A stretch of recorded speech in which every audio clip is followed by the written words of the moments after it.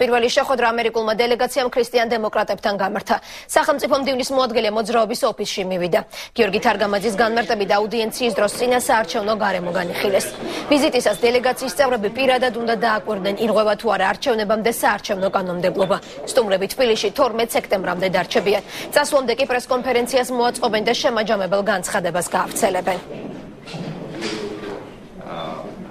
ამერიკის შეერთებული შტატების სახელმწიფო დეპარტამენტისა და მთავრობის წარმომადგენელთა ესეთი წარმომადგენლობითი ვიზიტი, რა თქმა უნდა, მნიშვნელოვან გავლენას, დადებით გავლენას მოახდენს საარჩევნო კამპანიის უფრო სამართლიანად და კანონიერების ფარგლებში წარმართვას. ჩვენ სამოცანას წარმოადგენდა ყველა იმ გამოწვევაზე გვესაუბრა, რომელიც აქვს თანამედროვე ქართულ საარჩევნო კამპანიას, რას ველოდებით არჩევნების შედეგების თუ არჩევნების შემდგომი პერიოდში საქართველოს პარლამენტში მუშაობის თვალსაზრისით. ეს ადამიანები წლების განმავლობაში მუშაობენ საქართველოს საკითხებზე, კარგად არიან ინფორმირებულები იმ სპეციფიკაზე, რომელიც აქვს ქართულ პოლიტიკურ სისტემაც და საერთო აზრი არის ის, რომ აუცილებელი არის ქვეყანაში შემდგომი დემოკრატიული განვითარებისათვის იყოს უფრო მეტი პოლიტიკური ბალანსი.